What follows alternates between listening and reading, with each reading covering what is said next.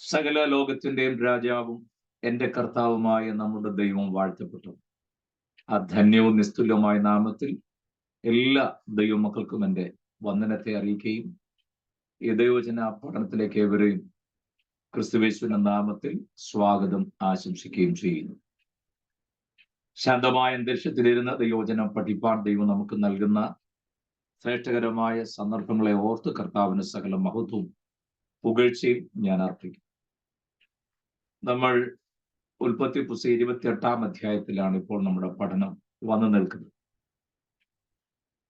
നമുക്ക് അബ്രഹാം, ഇസ്ഹാക്ക്, യാക്കോബ് എന്നീ വ്യക്തികളിൽ ഒടുവിലത്തെ വ്യക്തിയായ യാക്കോബിന്റെ ജീവിതമാണ് നമുക്ക് പഠന വിഷയമാക്കുവാനായിട്ടുള്ളത്. യാക്കോബിന്റെ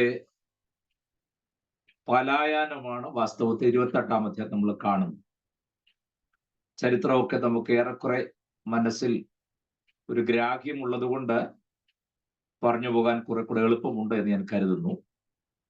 എങ്കിലും നമ്മുടെ ദൈവവചന പഠനത്തിൽ മുൻപ് കേട്ട ഗ്രഹിച്ച കാര്യങ്ങളുടെ ഓർമ്മയിൽ പഠിച്ചു പോകാതെ വിശുദ്ധ തിരുവെഴുത്ത് തുറന്ന് നമ്മളത് വായിച്ച് അതിൻ്റെ പൊരുൾ തിരിച്ചുള്ള പഠനമാണ് നമ്മൾ ചെയ്യുന്നത്. അതുകൊണ്ട് തന്നെ നമുക്ക് എല്ലാവർക്കും നമ്മുടെ ശ്രദ്ധ ദൈവവചനത്തിലേക്ക് കൊണ്ടുവരാം. ഉൽപ്പത്തി പുസ്തകം 28-ാം അധ്യായത്തിന്റെ ആദ്യത്തെ 2-3 വാക്യങ്ങൾ 1-2-3 വാക്യങ്ങൾ നമുക്ക് വായിച്ചതിന് ശേഷം നമ്മുടെ ഇന്നത്തെ പഠനം ആരംഭിക്കാം. ഉൽപ്പത്തി പുസ്തകം 28-ാം അധ്യായം 1-2-3 വാക്യങ്ങൾ. അനന്തരം ഇസ്ഹാക്ക് യാക്കോബിനെ വിളിച്ച് അവനെ അനുഗ്രഹിച്ച് അവനോട് ആജ്ഞാപിച്ച് പറഞ്ഞത്, നീ കനാന്യ സ്ത്രീകളിൽ നിന്ന് ഭാര്യയെ എടുക്കരുത്. പുറപ്പെട്ട് പദ്ദനരാമിൽ നിന്റെ അമ്മയുടെ അപ്പനായ ബെഥൂവേലിന്റെ വീട്ടിൽ ചെന്ന് നിന്റെ അമ്മയുടെ സഹോദരനായ ലാബാന്റെ പുത്രിമാരിൽ നിന്ന് നിനക്കൊരു ഭാര്യയെ എടുക്കുക. സർവശക്തനായ ദൈവം നിന്നെ അനുഗ്രഹിക്കുകയും നീ ജനസമൂഹമായി തീരത്തക്കവണ്ണം നിന്നെ സന്താനപുഷ്ടിയുള്ളവനായി പെരുക്കുകയും ദൈവം അബ്രഹാമിന് കൊടുത്തതും നീ പരദേശിയായി പാർക്കുന്നതുമായ ദേശം നീ കൈവശമാക്കേണ്ടതിന് അബ്രഹാമിന്റെ അനുഗ്രഹം നിനക്കും നിന്റെ സന്തതിക്കും തരികയും ചെയ്യുമാറാകട്ടെ. ആമേൻ. വളരെ നന്ദി. ദൈവം അനുഗ്രഹിക്കട്ടെ. വായിച്ച വേദഭാഗം നിങ്ങളുടെ ശ്രദ്ധയിലുണ്ട് എന്ന് ഞാൻ കരുതുന്നു. ഞാൻ പകലിൽ മറ്റൊരു സന്ദേശം ശ്രദ്ധിച്ചപ്പോൾ ഇവിടെ എല്ലാം നമ്മൾ മനസ്സിലാക്കേണ്ട ഒരു സംഗതി ഞാൻ നമ്മുടെ ക്ലാസ്സുകൾ ആരംഭിച്ചപ്പോഴൊക്കെ പറഞ്ഞു. നമ്മളൊരു തിരുവെഴുത്തെടുത്ത് വായിച്ച് അതിൻ്റെ പൊരുൾ തിരിക്കുമ്പോൾ അതിൻ്റെ കോണ്ടക്സ്റ്റിൽ നിന്നും അടർത്തി മാറ്റി അത് ഒരിക്കലും വ്യാഖ്യാനിക്കാനായിട്ട് പോകരുത്. അത് വലിയ അപകടം ഉണ്ടാക്കും. ഇന്ന് കേൾക്കുന്ന 99% ദൈവവചന ശുശ്രൂഷയിലും അതെന്തുകൊണ്ടാണ് അങ്ങനെ ഉപയോഗിച്ചത്, അതിൻ്റെ പശ്ചാത്തലം എന്താണെന്ന് അറിയാതെയുള്ള ദൈവവചനത്തിന്റെ വ്യാഖ്യാനം അത് വിശ്വാസികളിൽ അല്പമല്ലാത്ത ആശയക്കുഴപ്പം ഉണ്ടാക്കാൻ സാധ്യതയുണ്ട്. പോട്ടെ, നമ്മുടെ വിഷയം അതല്ല. നമ്മൾ വായിച്ച ഭാഗത്തേക്ക് വരാം. നോക്കണേ, ഇസ്ഹാക്ക് യാക്കോബിനെ വിളിച്ച് അനുഗ്രഹിച്ചു. എന്നിട്ട് അവനോട് പറയുന്ന ഭാഗമാണ് നമ്മൾ വായിച്ചത്. നീ കനാന്യ സ്ത്രീകളിൽ നിന്ന് ഭാര്യ എടുക്കരുത്. പുറപ്പെട്ട് പദ്ദനരാമിൽ നിന്റെ അമ്മയുടെ അപ്പനായ ബെഥൂവേലിന്റെ വീട്ടിൽ ചെന്ന് നിന്റെ അമ്മയുടെ സഹോദരനായ ലാബാന്റെ പുത്രിമാരിൽ നിന്ന് നിനക്കൊരു ഭാര്യ എടുക്കാം. കേട്ടോ, ക്രിസ്ത്യൻ എത്തിക്സിന്റെ ഒരുപാട് ഏരിയ കവർ ചെയ്യുന്ന ഒരു ഭാഗമാണ് ക്രിസ്തീയ ധാർമ്മികത എന്ന വിഷയം. ക്രിസ്ത്യൻ എത്തിക്സ് അതൊന്നും കൃപയാൽ നമ്മുടെ ഒരു സഭകളും പഠിപ്പിക്കാറില്ലാത്തത് കൊണ്ട് പിന്നെ അങ്ങനെ ഒരു വിഷയം ഉണ്ടെന്ന് തന്നെ നമുക്കറിയത്തില്ല, ക്രിസ്ത്യൻ എത്തിക്സ് എന്നുള്ളത്. ഞാൻ അങ്ങോട്ടൊന്നും പോകാനായിട്ട് ആഗ്രഹിക്കുന്നില്ല, നമ്മുടെ വിഷയം അതല്ലാത്തത് കൊണ്ടാണ്. നിങ്ങളൊരു കാര്യം ശ്രദ്ധിച്ചോ, ഈ പിതാക്കന്മാർ ചെയ്തു വെക്കുന്നതാണ് മക്കൾ അനുകരിക്കുന്നത്. അബ്രഹാം എലിയാസറിനെ വിളിച്ചു പറഞ്ഞു, ഇവിടെ നിന്ന് നീ പെണ്ണെടുക്കരുത്. നീയും അവിടെ ചെന്ന് പദ്ദനരാമിൽ തന്നെ നമ്മൾ പണ്ട് താമസിച്ചെടുത്ത് നമ്മുടെ ആൾക്കാരൊക്കെ ഉണ്ടല്ലോ, അവിടെ ചെന്ന് വേണം ഇസഹാക്കിന് വേണ്ടി ഒരു പെണ്ണെടുക്കാൻ എന്ന് പറഞ്ഞു. എലിയാസർ അതനുസരിക്കുകയും ചെയ്തു. ഇസഹാക്കിന് വേണ്ടി അപ്പൻ എന്ത് ചെയ്തു അത് തന്നെയാണ് ഇപ്പോൾ ഇസഹാക്ക് തന്റെ മകന് വേണ്ടിയും ചെയ്യുന്നത്. വല്ലതും മനസ്സിലാകുന്നുണ്ടോ? സ്തോത്രം. തലമുറകൾക്ക് വേണ്ടി ഉപവസിക്കുകയോ പ്രാർത്ഥിക്കുകയോ ചെയ്യുക അല്ല ചെയ്യേണ്ടത്. നിശ്ചയമായിട്ട് ഉപവസിക്കുകയും പ്രാർത്ഥിക്കുകയും ചെയ്യണം. ഞാൻ പറഞ്ഞ മുഴുവൻ കേട്ടിട്ടേ വഴക്കുണ്ടാക്കാം. എന്നാൽ അവരാരാകണം, എന്താകണം എന്നുള്ളത് പ്രാർത്ഥിക്കുകയല്ല, നമ്മൾ ചെയ്ത് കാണിക്കുകയാണ് വേണ്ടത്. ക്ലിയർ ആയിട്ടല്ലേ? ഒന്നുകൂടെ പറയാം. അബ്രഹാം ഇസഹാക്കിന്റെ ജീവിതത്തിൽ എന്ത് ചെയ്ത് കാണിച്ചോ അത് തന്നെയാണ് ഇസഹാക്ക് തന്റെ മകനെ യാക്കോബിന്റെ ജീവിതത്തിലും ചെയ്ത് കാണിക്കുന്നത്. ഞാൻ എന്റെ മെസ്സേജിനകത്തും ക്ലാസ്സിനകത്തും ഒക്കെ പലപ്പോഴും എംഫസിസ് ചെയ്ത് പറയാനുള്ള ഒരു കാര്യം, നമ്മുടെ തലമുറകളുടെ മുമ്പിൽ നാം മാതൃകയുള്ളവരായിരിക്കണം എന്നുള്ള കാര്യമാണ്. തലമുറയുടെ വിടുതലിന് വേണ്ടി പ്രാർത്ഥിക്കുകയല്ല. അത് രണ്ടാമത്തെ കാര്യം. അവര് നാളെ ആരാകണമോ, എന്താകണമോ, എങ്ങനെയാകണമോ, എങ്ങനെ ബിഹേവ് ചെയ്യണമോ, എങ്ങനെ അവരുടെ സ്വഭാവം കൊണ്ടുപോകണമോ, അവരുടെ ജീവിത രീതി എങ്ങനെ ആയിരിക്കണമോ, അത് നാം ജീവിച്ച് കാണിക്കുമ്പോഴാണ് തലമുറയ്ക്ക് അത് പാഠമാകുന്നത്. ഇസഹാക്ക് അവിടെ ക്ലാസ് എടുക്കുകയല്ലേ ചെയ്തത്. ഇസഹാക്ക് കാര്യം പറഞ്ഞു. കാരണം അപ്പൻ തനിക്ക് വേണ്ടി ചെയ്ത് എങ്ങനെയാണെന്ന് ഇസഹാക്കിന് അറിയാം.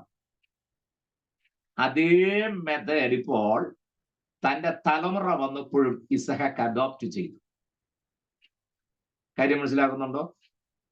സ്തോത്രം. 16 തന്നെ ചെന്നു, അവിടെ ചെന്ന് പെണ്ണെടുക്കുന്നു. ആ കാര്യമൊക്കെ നമുക്കറിയാം. നമുക്ക് അതിന്റെ തുടർന്നുള്ള ഭാഗങ്ങളൊക്കെ വായിച്ച് തന്നെ നമുക്ക് പോകാവേ. ഇന്ന് ശകലം വാക്യം വായിക്കുന്നതിന് ആർക്കും വിഷമമൊന്നുമില്ലല്ലോ. എല്ലാവർക്കും നന്നായിട്ട് അറിയാവുന്ന ചരിത്രമാണെങ്കിലും ശകലം വായിച്ചെങ്കിലും ഒക്കുള്ളൂ. അതുകൊണ്ടാണ് മുമ്പ് ഞാൻ പറഞ്ഞല്ലേ, കേട്ട് കഴിയുമ്പോൾ നമുക്ക് വേണ്ട, വായിച്ച് തന്നെ അതിന്റെ പൊളി തിരിച്ചു പോയാൽ മതി. അങ്ങനെ പദ്ദൻഅരാമിൽ ചെന്നു. അവിടുന്ന് തനിക്ക് വേണ്ടി ഭാര്യ എടുക്കുന്ന രംഗങ്ങളൊക്കെ നമുക്ക് ഈ 29-ാം അധ്യായത്തിന്റെ 28-ാം അധ്യായത്തിൽ നമ്മളത് കാണുന്നുണ്ട്. അവിടെ നമുക്ക് അങ്ങോട്ട് പോണ ആ പോക്ക് നമുക്കൊന്ന് ചിന്തിച്ചിട്ട് വേണം 29-ാം അധ്യായത്തിൽ അത് എങ്ങനെയാണ് ആ പെണ്ണുകാണ ചടങ്ങൊക്കെ നടന്ന് നമുക്കൊന്ന് കാണാനായിട്ടുള്ളത്. അവിടെയൊക്കെ നമുക്ക് ഒരുപാട് കാര്യങ്ങൾ പഠിക്കാനുണ്ട്. 28-ാം അധ്യായത്തിന്റെ ആദ്യത്തെ 9 വാക്യം വിട്ടേര്. അത് നമുക്ക് പിന്നെ എപ്പോഴെങ്കിലും എടുത്താൽ മതി. അത് അത്ര നമുക്ക് വേണ്ടതില്ല. പക്ഷെ 10 മുതലുള്ള വാക്യം നമ്മളൊന്ന് വായിച്ചു തന്നെ പോകണം, എന്നാലേ ഒക്കത്തുള്ളൂ. എന്നാൽ യാക്കോബ് ബേർശബയിൽ നിന്ന് പുറപ്പെട്ട് ഹാരാനിലേക്ക് പോയി. അവൻ ഒരു സ്ഥലത്തെത്തിയപ്പോൾ സൂര്യൻ അസ്തമിക്കുക കൊണ്ട് അവിടെ രാപ്പാർത്തു. അവൻ ആ സ്ഥലത്തെ കല്ലുകളിൽ ഒന്നെടുത്ത് തലയണിയായി വെച്ച് അവിടെ കിടന്നുറങ്ങി. അവനൊരു സ്വപ്നം കണ്ടു.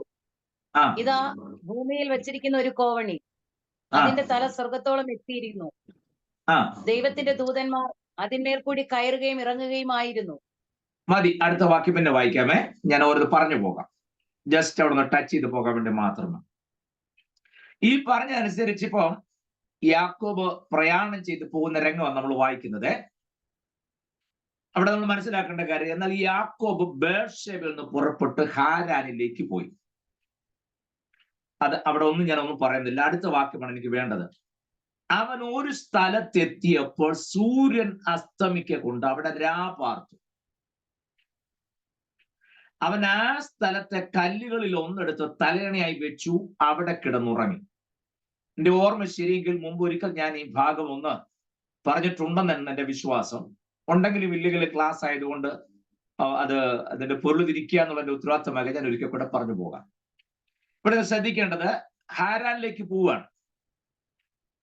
ഹാരാന്റെ പ്രത്യേകതയൊക്കെ ഞാൻ ആദ്യം പറഞ്ഞിട്ടുണ്ട്, അവിടെ ഒന്നും ഞാൻ നിൽക്കുന്നില്ല. നമ്മൾ പുറകോട്ട് ഇറങ്ങി പോകുന്നതായിട്ട് തോന്നും, അവിടെ ഞാൻ അവിടെ നിൽക്കുന്നില്ലേ. അവൻ ഒരു സ്ഥലത്തെത്തിയപ്പോൾ സൂര്യൻ അസ്തമിക്ക കൊണ്ട് അവിടെ രാപ്പാർത്തു. അതൊരു കൃത്യമായി പരിശുദ്ധാത്മാവ് കാര്യങ്ങൾ രേഖപ്പെടുന്ന ഒരു ഭാഗം. പക്ഷെ പിറ്റേ ദിവസം രാവിലെ എന്താ സൂര്യൻ ഉദിച്ചെന്നുള്ള കാര്യം പറയുന്നില്ലല്ലോ. സൂര്യൻ ഉദിച്ചെന്ന് പറഞ്ഞ എപ്പോഴാണെന്നറിയോ? 2-3 അധ്യായം കൂടെ മുന്നോട്ട് പോകുമ്പോഴ് 28-ാം അധ്യായത്തിൽ സൂര്യൻ അസ്തമിച്ചു. 1-2 അധ്യായം കൂടെ മുന്നോട്ട് പോയി കഴിയുമ്പോഴാണ് സൂര്യൻ ഉദിച്ചെന്ന് പറയുന്നു. 28-ാം അധ്യായത്തിന്റെ തുടർന്നുള്ള വാക്യം വായിക്കുന്നതിന് സൂര്യൻ ഉദിക്കുന്ന രംഗം അഥവാ പിറ്റേ ദിവസം പ്രഭാതമാകുന്ന കാര്യമൊക്കെ പറയുന്നുണ്ടല്ലോ. പക്ഷെ അവിടെ ഒന്നും പറയുന്നില്ല. സൂര്യൻ ഉദിച്ചാട്ടെ, എന്താ കാര്യം എന്നറിയാമോ? പറയാം. ഇവിടെ പരിശുദ്ധാത്മാവ് എന്ന ഗ്രന്ഥകാരൻ ഉദ്ദേശിക്കുന്നത് അക്ഷരികമായ സൂര്യൻ അസ്തമിച്ചു എന്നുള്ള അർത്ഥത്തിൽ മാത്രമല്ല അത് സംഭവിച്ചു. അതോടെ മറ്റൊരർത്ഥം കൂടെ പരിശുദ്ധാത്മാവ് നമുക്ക് നൽകുകയാണ്. എന്ന് പറഞ്ഞാൽ ദൈവത്തിന്റെ വെളിച്ചത്തിൽ നിന്നും ദൈവത്തിന്റെ വെളിച്ചമില്ലാത്ത ഒരിടത്തേക്ക് യാക്കോബ് ഇറങ്ങിപ്പോകുന്നു എന്നുള്ളതാണ് അർത്ഥം. സൂര്യൻ അസ്തമിക്കുക എന്ന് പറഞ്ഞാൽ മനസ്സിലായോ? സ്തോത്രം. ദൈവത്തിന്റെ വെളിച്ചത്തിൽ നടക്കേണ്ടവൻ ദൈവത്തിന്റെ വെളിച്ചമില്ലാത്ത മറ്റൊരു ലോകത്തിലേക്കുള്ള ഇറങ്ങിപ്പോക്കാണ്. ഇപ്പൊ ക്ലിയർ ആയോ? പിന്നെ തിരിച്ചു പുള്ളി വെളിച്ചത്തിൽ വരുന്നുണ്ട്, അത് ഞാൻ പിന്നെ പറയാം. ഇതിപ്പോ നിങ്ങൾക്ക് ഏറെക്കുറെ ആ ഭാഗം ഒന്ന് മനസ്സിലായി കാണും ഞാൻ വിശ്വസിക്കുന്നു. ഒരു സ്ഥലത്തെത്തി അവിടെ വന്നപ്പോ സൂര്യൻ അസ്തമിച്ചു. സ്വാഭാവികമായും ഇരുട്ടായി കഴിഞ്ഞ പിന്നെ യാത്ര ഇന്നത്തെ പോലെ അല്ലല്ലോ, മറ്റു സൗകര്യങ്ങളൊന്നുമില്ല. അവരൊരു കല്ലെടുത്ത് തലയണയായി വെച്ച് സുഖമായിട്ട് കിടന്നുറങ്ങി. അവിടെ നമുക്ക് അതിശയോക്തി പറയാൻ വരും. പക്ഷെ അന്ന് രാത്രിയിൽ യാക്കോബ് ഒരു വലിയ ദർശനം കാണും. ദർശനം കണ്ടത് മാത്രമല്ല, അവിടെ ഒരു കാര്യം പറയാനുണ്ട്. 16-ാമത്തെ വാക്യം വായിച്ചേ. 16-17 വായിച്ചോളൂ. കുവൈറ്റിൽ തന്നെ വായിച്ചു. അപ്പോൾ യാക്കോബ് ഉറക്കമുണർന്നു. യഹോവ ഈ സ്ഥലത്തുണ്ട്, സത്യം, ഞാനോ അത് അറിഞ്ഞില്ല എന്ന് പറഞ്ഞു. അവൻ ഭയപ്പെട്ടു. ഈ സ്ഥലം എത്ര ഭയങ്കരം! ഇത് ദൈവത്തിന്റെ ആലയമല്ലാതെ മറ്റൊന്നല്ല, ഇത് സ്വർഗത്തിന്റെ വാതിൽ തന്നെ എന്ന് പറഞ്ഞു. മതി. യാക്കോബ് ദർശനം കാണുക. എന്താണ് കാണുന്നത്? താൻ ഒരു വലിയ സ്വപ്നം കാണുക. ദർശനം എന്ന് പറഞ്ഞേക്കുന്നല്ല, പുസ്തകത്തിൽ അതേ പദ്ധതി ഒരു സ്വപ്നം കാണുകയാണ് യാക്കോബ്. എന്താണ് യാക്കോബ് സ്വപ്നം കാണുന്നത്? ഭൂമിയിൽ നിന്നും സ്വർഗത്തോളം എത്തുന്ന ഒരു ഗോവൺ. ആ ഗോവണിൽ കൂടെ ദൂതന്മാർ കയറുകയും ഇറങ്ങുകയും കയറുകയല്ല, കയറുകയും ഇറങ്ങുകയും ചെയ്യുന്നു. ആ രംഗമാണ് കണ്ടത്. ദർശനമൊക്കെ കണ്ട് യാക്കോബ് ചാടി എഴുന്നേറ്റു, ഭയപ്പെട്ടു, ഭ്രമിച്ചു. യഹോവ ഈ സ്ഥലത്തുണ്ട്, സത്യം, ഞാനോ അത് അറിഞ്ഞില്ല എന്നൊക്കെ പറഞ്ഞു. ഒന്ന് രണ്ട് കാര്യം പറഞ്ഞു പോകാം. ഒന്ന്, എന്താണ് ഈ യാക്കോബ് ഇവിടെ വന്ന് കിടന്ന് ഉറങ്ങിയപ്പോൾ ഈ സ്വപ്നം കാണാനുള്ള കാരണം? പരിശുദ്ധാത്മാവ് ഒരു കാര്യവും പാഴായിട്ട് പറയാറില്ല. നമ്മളെയുള്ള ഒരു കാര്യം പറയുന്നതിനകത്ത് 10% കഴമ്പുള്ള കാര്യങ്ങൾ, ബാക്കി മുഴുവനും വേസ്റ്റ് ആയിരിക്കും. അങ്ങനെ നമ്മുടെ രീതി. പക്ഷെ പരിശുദ്ധാത്മാവ് ഒറ്റ അക്ഷരം പോലും വെറുതെ പറയാറില്ല. പ്രത്യേകിച്ചും വിശുദ്ധ തിരുവെഴുത്തിലെ വാക്യങ്ങളൊന്നും തന്നെ ആകസ്മികമായിട്ടോ എഴുത്തിന്റെ ശൈലിക്കോ കൊടുത്തിരിക്കുന്നതല്ല. അതുകൊണ്ടാണ് പരിശുദ്ധാത്മാവ് വിട്ടുകളയാതെ എടുത്തെഴുതി. അവനൊരു കല്ല് എടുത്ത് തലയണയായി വെച്ചു കിടന്നുറങ്ങി. അവിടെ നിങ്ങൾ ശ്രദ്ധിക്കേണ്ട ഒരു കാര്യം, പരിശുദ്ധാത്മാവ് വളരെ വ്യക്തമായി രേഖപ്പെടുത്തുന്ന ഒരു സംഭവമുണ്ട്. നമ്മൾ തുറന്ന് വാക്യങ്ങൾ വായിച്ചു വരുമ്പോൾ മുൻപ് ആ സ്ഥലത്തിന് ലൂസ് എന്ന് പേരായിരുന്നു, ഇപ്പോൾ ബെഥേൽ എന്നറിയപ്പെടുന്നു, അല്ലേ? നമുക്ക് അപ്പൊ അറിയാം. നിങ്ങൾ ഉൽപ്പത്തി പുസ്തകം 12-ാം അധ്യായത്തിന്റെ 8-ാമത്തെ വാക്യം വായിച്ചേ. ഉൽപ്പത്തി പുസ്തകം 12-ാം അധ്യായത്തിന്റെ 8-ാമത് വാക്യം.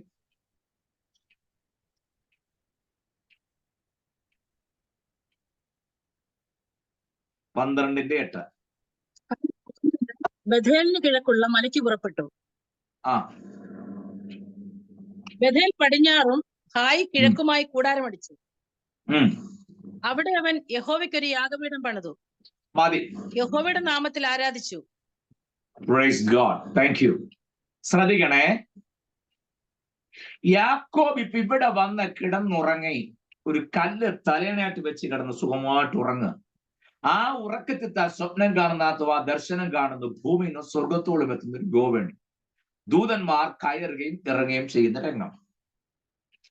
നമ്മള് കഴിഞ്ഞ ക്ലാസ് ഞാൻ പറഞ്ഞ പോലെ നമ്മുടെ കുറെ അഭിനയൊക്കെ അവസാനിപ്പിച്ചെങ്കിൽ മാത്രമേ ദൈവിക ദർശനമൊക്കെ ഉണ്ടാവൂ. നമ്മുടെ കപടത കൊണ്ടൊന്നും കാര്യം നടക്കുകയല്ല. നമുക്ക് മുന്നോട്ട് നീങ്ങാം, ഞാൻ പിന്നീട് ആ കാര്യം വിസ്തരിച്ചോളാം. ഇവിടെ ഇപ്പോൾ യാക്കോബ് ഒരു കല്ല് തലയണയായിട്ട് വെച്ചു സുഖമായിട്ട് കിടന്നുറങ്ങി. ആ ഉറക്കത്തിൽ അവൻ സ്വപ്നം കാണുകയാണ്. ഈ കല്ല് തലയണയായിട്ട് വെച്ച് ഉറങ്ങുന്ന മനുഷ്യനെ സമ്മതിക്കണം. ഇവിടെ നമുക്ക് കട്ടിൽ നല്ല 1ാം ക്ലാസ് തലയണ കിട്ടിയിട്ട് നമ്മുടെ ഉറക്കം ശരിയാകുന്നില്ല. എന്നിട്ടും തിരിഞ്ഞും പറഞ്ഞും കിടക്കുന്ന രാത്രി 1 ജഗ് വെള്ളം തീർക്കും. അതാ നമ്മുടെ രീതി.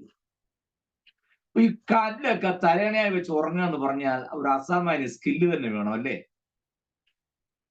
ഞാൻ ആലോചിക്കാം, യാക്കോബിന്റെ ക്ഷീണം എന്തുമാത്രം കാണുമെന്നുള്ളതാണ്. പോട്ടെ, ഞാൻ അങ്ങനെ വ്യാഖ്യാനിച്ചു പോകുന്നില്ല. ഞാൻ എൻ്റെ ശൈലി അങ്ങ് പറഞ്ഞതേ ഉള്ളൂ. ഈ സ്വപ്നം കാണുന്നതിന് ഒരു കാരണമുണ്ട്. അതിനെ ഞാൻ ഉൽപ്പത്തി 12:8 വായിപ്പിച്ചത്. ഈ സ്ഥലം യാക്കോബിന്റെ വല്യപ്പച്ചനായ അബ്രഹാം താമസിച്ച സ്ഥലമാണ്. അബ്രഹാം താമസിക്കുന്ന ഇടത്തേക്ക് ഒരു ഗുണമുണ്ട്. താൻ യാഗപീഠം പണിയും, യഹോവയുടെ നാമത്തിൽ ആരാധിച്ചു. അവിടുന്ന് മറ്റൊരു സ്ഥലത്തേക്ക് പോകുമ്പോൾ കൂടാരം അഴിച്ചുകൊണ്ട് പോകും. യാഗപീഠം അവിടെ തന്നെ കാണും. മനസ്സിലായോ? നോക്കിക്കേ, കൊച്ചുമകൻ ഇപ്പോൾ അവിടെ വന്ന് കിടക്കുക. ഒരു കല്ല് കിട്ടി, തലയണയായിട്ട് വെച്ചു, സുഖമായിട്ട് കിടന്നുറങ്ങി. ഈ കല്ല് ഏതാണെന്നുള്ളത് യാക്കോബിന് പിടികിട്ടിയില്ല. വല്യപ്പച്ചൻ മുൻപ് യാഗപീഠം പണിത് ദൈവത്തെ ആരാധിച്ച യാഗപീഠത്തിന്റെ കല്ലിൽ ഒന്നാണ് യാക്കോബിന് ഇപ്പൊ തലയ്ക്ക് താങ്ങായി കിട്ടിയത്. മനസ്സിലാകുന്നുണ്ടോ? ആ, സ്തോത്രം. തലമുറകളുടെ ഈ പരക്കം പാച്ചിലും ലക്ഷ്യമില്ലാതുള്ള ഓട്ടത്തിലും അലച്ചിലും ക്ഷീണത്തിലും ഒക്കെ തലയ്ക്ക് താങ്ങായി നിൽക്കുന്നത് വല്യപ്പച്ചന്മാര് പണിയുന്ന യാഗപീഠത്തിന്റെ കല്ലുകളായിരിക്കണം. ആർക്കും മനസ്സിലായോ? തമ്പുരാൻ അറിയാം. സ്തോത്രം. തലമുറയുടെ തലയ്ക്ക് താങ്ങായി നിൽക്കുന്നത് പിതാക്കന്മാർ പണിയുന്ന യാഗപീഠത്തിന്റെ കല്ലുകളായിരിക്കണമെന്നാ ഞാൻ പറഞ്ഞേ. സ്തോത്രം. അത് എവിടെയെങ്കിലുമൊക്കെ പണിത് ഇട്ടിട്ടുണ്ടെങ്കിൽ അത്രയൊക്കെ പറഞ്ഞാൽ പോരെ? അത് മതി. അതിന് കൂടുതൽ ഞാൻ അങ്ങോട്ട് പോകുന്നില്ല. എവിടെങ്കിലുമൊക്കെ യാഗപീഠം പണിതിട്ടിട്ടുണ്ടെങ്കിൽ തലമുറയ്ക്ക് അത് താങ്ങായെന്ന് മാത്രം പറഞ്ഞ് ഞാൻ ആ ഭാഗം വിടുന്നു. അപ്പോൾ ഈ കല്ല് ഒരു നിസ്സാരമായ കല്ലല്ലായിരുന്നുള്ള ഞാൻ പറഞ്ഞേ. മനസ്സിലാകുന്നു? ദൈവസാന്നിധ്യം ഇറങ്ങേണ്ട കല്ലായിരുന്നു. അതുകൊണ്ടാണ് അന്ന് രാത്രി കക്ഷി സ്വപ്നം കണ്ടത്. കണ്ടോ? ഇനി അവിടെ ഒരു കാര്യം പറയാനുണ്ട്. നമ്മളെങ്ങാനും ആണെങ്കിൽ 3 വാളിയുള്ള പുസ്തകം ഇറക്കാൻ ആ ഒരൊറ്റ സ്വപ്നം മതിയായിരുന്നു. സ്തോത്രം. രണ്ടാമത്തെ ഒരു കാര്യം ശ്രദ്ധിക്കണം. ആ യാക്കോബിന്റെ സ്വപ്നത്തിന്റെ സ്പെഷ്യാലിറ്റി പ്രത്യേകത ശ്രദ്ധിക്കണേ. നമ്മൾ കാണുന്ന സ്വപ്നം പോലെ നമ്മൾ കാണുന്ന ഒരു സ്വപ്നവും വ്യക്തമല്ല. ഞാൻ പല വലിയ പ്രസിദ്ധരായ ആളുകളൊക്കെ പറഞ്ഞൊക്കെ ദൈവം ആരോടൊക്കെയോ ഇടപെടുന്നു, ഏതാണ്ടൊക്കെ കാണിക്കുന്നു, ദൈവം എവിടെയൊക്കെ ഏതാണ്ടൊക്കെയോ ചെയ്യുന്നു. പിന്നെ ഇപ്പൊ പുതിയൊരു ഈ ദൈവകരൻ ചലിച്ചു തുടങ്ങി. ദൈവത്തിന്റെ കരം ചലിച്ചു തുടങ്ങി. കാരണം 6 മാസമായിട്ട് തളർന്ന് കിടക്കുകയായിരുന്നു തമ്പുരാന്റെ കൈ. മനസ്സിലായോ? ഇപ്പോഴാണ് ചെറുതായിട്ടൊന്ന് അനങ്ങി തുടങ്ങിയത്. അത് കേൾക്കുമ്പോൾ നമ്മൾ ഇങ്ങനെ പിരിവരാകാൻ റെഡിയായിട്ടിരിക്കുക. എനിക്ക് മനസ്സിലാകുന്നില്ല ദൈവത്തെ കുറിച്ചുള്ള നമ്മുടെ അണ്ടർസ്റ്റാൻഡിങ് എന്താ. നമ്മൾ 2 പാട്ട് പാടി കീബോർഡിന്റെ സ്പീഡ് കൂടി ഋതം കൂടുമ്പോഴത്തേക്കിന് തമ്പുരാന്റെ കൈ പിരിവിരാൻ ചലിക്കുന്നതാണോ? എന്താ ദൈവകരം ചലിച്ചു തുടങ്ങിയെന്നൊക്കെ പോകുന്ന അർത്ഥമാക്കുന്നത്? ഈ ദൈവത്തെ എന്തോ മനസ്സിലാക്കി വെച്ച് എനിക്ക് മനസ്സിലാകുന്നില്ല. സ്തോത്രം. നമ്മുടെ ഈ ശ്രുതി ഇല്ലാതെ ആളോ ഇല്ല, ഒരു ശൈലി ഇല്ലാതെ ഏതാണ്ടെല്ലാം പറഞ്ഞ് തട്ടിക്കൂടുന്ന പാട്ട് കേട്ട ഉടനെ അങ്ങ് ആനന്ദത്തിൽ മുഴുകുന്ന ഒരു ദൈവമാണ് നമുക്കുള്ളത് നമ്മുടെ ചിന്ത. സ്വർഗത്തിൽ 24 മണിക്കൂർ 360 ദിവസം 24/7 സറാഫുകളും കെറുബുകളും നല്ല ഭംഗിയായി ഇടിനാദുമ്പോള്ള ശബ്ദത്തിൽ ആരാധിച്ചിട്ട് അളകാത്തവനെയാ നമ്മുടെ 3 കല്ലേലിക്കകത്ത് ഇളക്കാൻ ഈ നോക്കുന്നത്. സ്തോത്രം. പിന്നെ അതും ശ്രദ്ധിക്കുന്നുണ്ടെന്നുള്ളതാണ് നമ്മുടെ ഭാഗ്യം. അത്രയും പറഞ്ഞ് ഞാൻ ആ ഭാഗം വിടുന്നു. പോട്ടെ. ഇവിടെ നിങ്ങൾ ശ്രദ്ധിക്കണേ, യാക്കോബ് കണ്ട ദർശനത്തിന്റെ പ്രത്യേകത ഇതുപോലത്തെ ദർശനമാണെങ്കിൽ മാത്രമേ സഭയെ പറയാവൂ, ഇല്ലെങ്കിൽ മിണ്ടിയേക്കരുത്. യാക്കോബ് കണ്ട ദർശനം വളരെ സ്പഷ്ടമായിരുന്നു, വിവിഡായിരുന്നു, ക്ലിയർ ആയിരുന്നു. ഭൂമിയിൽ നിന്നും സ്വർഗത്തോളം എത്തുന്ന ഒരു ഗോവണി എന്ന് പറഞ്ഞാൽ ആ സ്വപ്നത്തിന് തുടക്കവും ഉണ്ടായിരുന്നു, അവസാനവും ഉണ്ടായിരുന്നു. ബിഗിനിങ്ങും ഉണ്ടായിരുന്നു, എൻഡിങ്ങും ഉണ്ടായിരുന്നു. കാണുന്ന കാര്യം എന്താണെന്ന് വ്യക്തവുമായിരുന്നു. അത് ഏണിയാണെന്ന് മനസ്സിലായി. കയറി എറിയുകയും ചെയ്യുന്ന ദൂതന്മാരാണെന്നുള്ളതും മനസ്സിലായി. അങ്ങനത്തെ ദർശനം ഉണ്ടെങ്കിൽ പറഞ്ഞു. നമുക്ക് വന്ന കുഴപ്പമെന്നറിയാം, ദൈവമക്കളെ, കഴിഞ്ഞ രാത്രി ഞാനും ഒരു ദർശനം കണ്ടു, ഒരു ഏണിയാണെന്ന് തോന്നുന്നു, അതിങ്ങനെ പോവുക, എങ്ങോട്ടാന്ന് എനിക്കൊരു പിടിയില്ല. അതാ നമ്മൾ കാണുന്ന ദർശനം അല്ലേ? ഒരു ഏണിയാണെന്ന് തോന്നുന്നു, ഇങ്ങനെ അങ്ങ് പോവുക, എങ്ങോട്ടാന്നൊരു പിടിയില്ല. അങ്ങനല്ല. യാക്കോബ് കണ്ടപ്പോൾ വളരെ കൃത്യമായി. സ്തോത്രം. ഞാനിനി ഇതിന്റെ മറ്റൊരു ഭാഗം പറയട്ടെ. ഇത് കണ്ടപ്പോൾ എന്താ പറയാ, യഹോവ ഈ സ്ഥലത്തുണ്ട് സത്യം, ഞാനോ അത് അറിഞ്ഞില്ല. എത്ര ഭയങ്കരം എന്നല്ല, സ്വപ്നം കണ്ടപ്പോ ഭയങ്കര ഉണർവ്.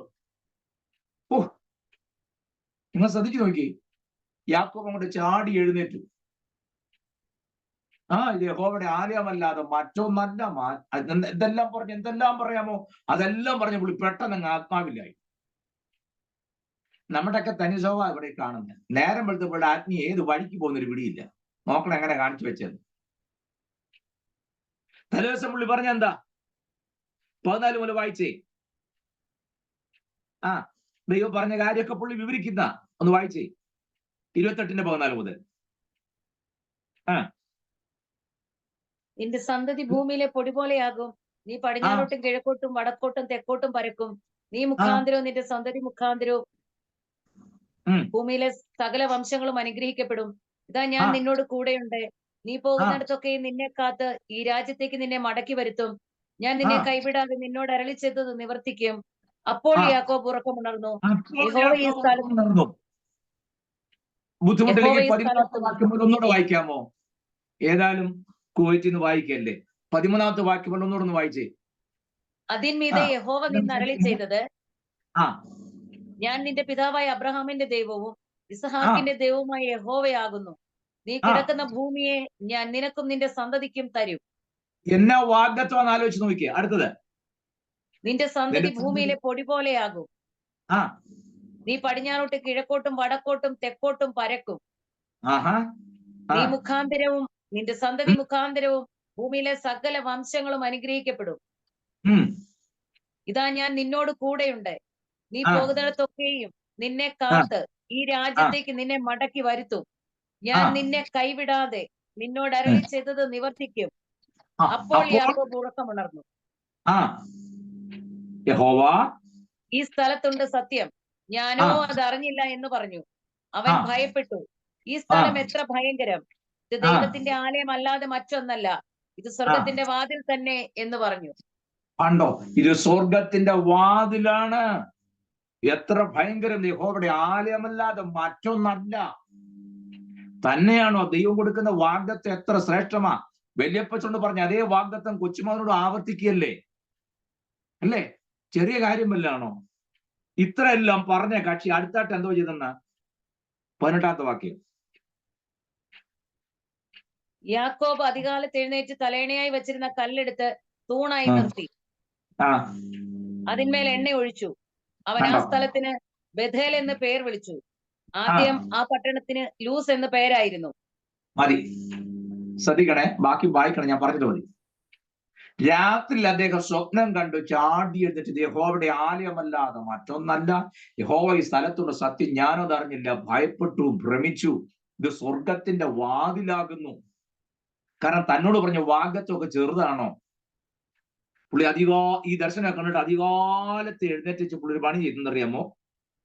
ഇത് യഹോവയുടെ ആലയമാണ്, സ്വർഗത്തിന്റെ വാതിലാന്നൊക്കെ പറഞ്ഞു വെച്ച് പുള്ളി കാണിച്ചു വെച്ച പണി കേൾക്കണോ? ഈ തലേണയായി വെച്ചിരുന്ന കല്ലെടുത്ത് തൂണായിട്ടങ്ങ് നിർത്തി. അതിന്മേൽ എണ്ണ ഒഴിച്ചു. കണ്ടോ, അതൊരു ജാതീയ ആരാധനയാണ്. സ്തോത്രം. രാത്രി പുള്ളി ഭയങ്കര ആത്മാവിൽ നിറഞ്ഞുള്ള ഇടപാടായിരുന്നു. ദർശനം കാണുന്നു, ദൂതന്മാരെ കാണുന്നു, വാഗ്ദത്തം കേൾക്കുന്നു, ഇത് സ്വർഗത്തിന്റെ വാതിലാണ്, ഇത് യഹോവയുടെ ആലയമല്ലാതെ മറ്റൊന്നല്ല എന്നെല്ലാം പറഞ്ഞ് രാത്രി പുള്ളി ആത്മാവിൽ നിറഞ്ഞിട്ടുണ്ട്. നേരം വെളുത്തപ്പോ എല്ലാം പോയി. ആകെ കൂടെ ചെയ്തത് തലനാട്ടിൽ വെച്ചിരുന്ന കല്ലെടുത്ത് പുള്ളി അങ്ങ് നേരെ നിർത്തി. എന്നിട്ട് അതിൽ എണ്ണയെ ഒഴിച്ചു. തിരിയിടാഞ്ഞത് ഭാഗ്യം. സ്തോത്രം. തിരിയും കൂടി എടുത്തെങ്കിൽ ഉറപ്പായിട്ടും ഞാൻ വിചാരിക്കുന്നു തേങ്ങയും കൂടെ ഉടച്ചേനെന്ന്. അല്ല, അത്രയും ചെയ്തില്ല. സ്തോത്രം. ഇനി നിങ്ങൾ ശ്രദ്ധിക്കണേ, ഞാൻ എന്റെ ബാക്കി പറയാം. അടുത്ത വാക്കിനോട് വായിച്ചേ ദേവദാസി. യാക്കോബ് ഒരു 20-ാമത്തെ വാക്യം. യാക്കോബ് ഒരു നേർച്ച നേർന്നു, ദൈവം എന്നോട് കൂടെ ഇരിക്കുകയും ഞാൻ അത് തന്നെ, ഞാൻ പോകുന്ന ഈ യാത്രയിൽ എന്നെ കാക്കുകയും ഭക്ഷിപ്പാൻ ആഹാരവും ധരിപ്പാൻ വസ്ത്രവും എനിക്ക് തരികയും എന്നെ എന്റെ അപ്പന്റെ വീട്ടിലേക്ക് സൗഖ്യത്തോടെ മടക്കി വരുത്തുകയും ചെയ്യുമെങ്കിൽ യഹോവ എനിക്ക് ദൈവമായിരിക്കും. ഞാൻ തൂണായി നിർത്തിയ ഈ കല്ല് ദൈവത്തിന്റെ ആലയവും ആകും. നീ എനിക്ക് തരുന്ന സകലത്തിലും ഞാൻ നിനക്ക് ദശാംശം തരും എന്ന് പറഞ്ഞു. എനിക്കിവിടാണ് പറയാനുള്ളത്, അതിനാ നിർത്തിയത്. നിങ്ങളൊന്ന് ശ്രദ്ധിക്കണേ. 20-ാം വാക്യം തുടങ്ങുന്നത് യാക്കോബ് ഒരു നേർച്ച നേർന്നു. അതാ ഞാൻ മുമ്പ് പറഞ്ഞ തൊട്ടു മുകളിൽ കണ്ടത് അത് യാഗമല്ല, നേർച്ചയാണ്. ആ നേർച്ചയുടെ 1-ാമത്തെ പടി എന്നുകൊണ്ടാണ് കല്ല് നേരെ നാട്ടിയച്ച് അതിൽ എണ്ണ ഒഴിച്ചു. നമ്മൾ പിന്നെ ആ കല്ലിന് കൊടുക്കുന്ന വ്യാഖ്യാനവും എണ്ണയുടെ കാര്യം പറയാ വേണ്ട. എണ്ണ പിന്നെ ഏതെല്ലാം രൂപത്തിൽ പോകുന്നുള്ളത് ദൈവം തമ്പുരാന് മാത്രമേ. അത് പരിശുദ്ധാത്മാവായിട്ട് എവിടെല്ലാം കൊണ്ടുപോകും. ഈ എണ്ണയെന്ന് കണ്ടോ നമുക്കത് പരിശുദ്ധാത്മാവാ. ഞാൻ പിന്നെ പറയാതെ പോട്ടെ. നമ്മുടെ ക്ലാസ്സിന്റെ അന്തരീക്ഷം ഞാനായിട്ട് കളയുന്നില്ല. ഉള്ള എണ്ണ അവിടെ ഇരിക്കട്ടെ. സ്തോത്രം. യാക്കോബ് ഒരു നേർച്ച നേർന്നെന്ന. ഞാനൊരു കാര്യം പറയാവേ, ബുദ്ധിമുട്ടില്ലെങ്കിൽ ആ 13-ാമത്തെ വാക്യം ഒന്നുകൂടെ വായിച്ചത്. നിങ്ങൾ വിചാരിക്കും എന്തിനാ തെറി വാക്യം വായിപ്പിക്കുന്നതെന്ന്. എനിക്കറിയാൻ മേലാഞ്ഞിട്ടല്ല, നിങ്ങളെ ആ വാക്യത്തിന് അകത്തോട്ട് വന്ന് കയറ്റാനുള്ള ശ്രമമാണ് ഞാൻ ഈ ചെയ്യുന്നത്. 13-ാമത്തെ വാക്യം ഒന്നുകൂടെ വായിച്ച്. അതിന്മീതെ യഹോവ നിന്ന് അരുളി ചെയ്തത്, ഞാൻ നിന്റെ പിതാവായ അബ്രഹാമിന്റെ ദൈവവും ഇസഹാക്കിന്റെ ദൈവവുമായ യഹോവയാകുന്നു. നീ കിടക്കുന്ന ഭൂമിയെ ഞാൻ നിനക്കും നിന്റെ സന്തതിക്കും തരും. മതി. ഞാൻ നിന്റെ പിതാവായ അബ്രഹാമിന്റെ ദൈവവും ഇസഹാക്കിന്റെ ദൈവവുമായ യഹോവയാകുന്നു. മതി. യാക്കോബില്ലേ അതിനകത്ത്?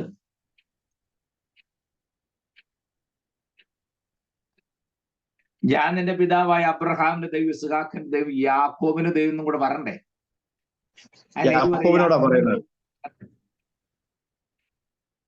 കണ്ടോ? യാക്കോബിനോടാ പറയുന്നത്. യാക്കോബിന്റെ ദൈവമോ എന്ന് പറയുന്നില്ല. യാക്കോബിനോട് ദൈവാസമോ യാക്കോബിനോട് സംസാരിക്കുക. അപ്പൊ ന്യായമായിട്ടും അബ്രഹാമിന്റെ ദൈവം ഇസ്ഹാക്കിന്റെ ദൈവവും നിന്റെ ദൈവവും കൂടെ ആണെന്ന് പറയണ്ടേ? അത് പറയുന്നില്ല. എന്താ കാര്യം എന്നറിയാമോ? പുള്ളി നേർച്ച വരെ വന്നുള്ളൂ. മറ്റേ രണ്ടുപേരോടും അങ്ങനല്ല. അവർ രണ്ടുപേരും യാഗം നടത്തിയവരാ. അബ്രഹാമിലും ശരി ഇസ്ഹാക്കാണെങ്കിലും ശരി. യാക്കോബ് എന്ത് ചെയ്ത് യാഗത്തിലേക്ക് വരുന്നില്ല, നേർച്ചയിലേ വരുന്നുള്ളൂ. ഞാനൊരു കാര്യം പറയാം. ഈ നേർച്ചയുടെ ഒരു പ്രശ്നം എന്നറിയാം, നേർച്ചയ്ക്കകത്തെല്ലാം ക്ലോസാ.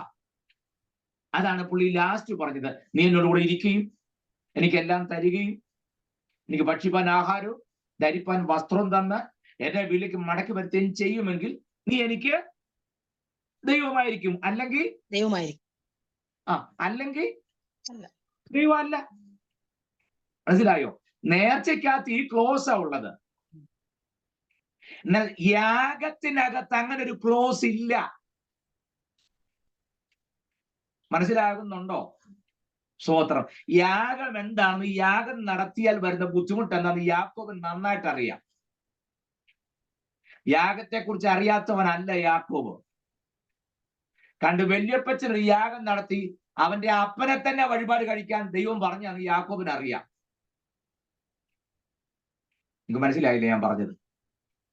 യാക്കോബ് യാഗത്തിലേക്ക് വരാത്തതിന്റെ കാര്യം എന്നറിയാമോ? യാഗം നടത്തിയാൽ ഉടമസ്ഥാവകാശം കൈമാറ്റം ചെയ്യുക.